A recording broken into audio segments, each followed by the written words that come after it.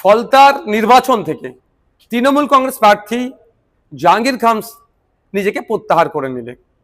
এটা নিয়ে প্রচুর চর্চা হচ্ছে, কিন্তু প্রশ্ন থেকে যাচ্ছে জনমানসে, স্বইচ্ছায় তিনি নিজেকে গুটিয়ে নিলেন, না বিজেপির সাথে সমঝোতার তিনি বার্তা দিলেন, না তার দলের অভ্যন্তরীণ ডিসিশন তিনি মানলেন? এই বিষয়ে উত্তর সময় কিন্তু কথা বলবে, উত্তর দেবে।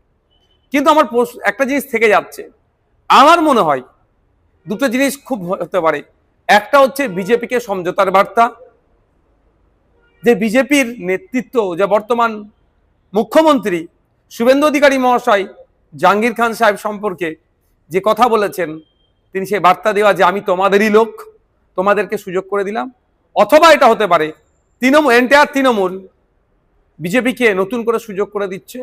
অথবা এটাও হতে পারে যে তৃণমূল কংগ্রেস দেখছে যে এই নির্বাচনে ফলতা থেকে 1, 2, 3 কোনো মতেই আসতে পারবে না, 4 বা 5-এ থাকবে।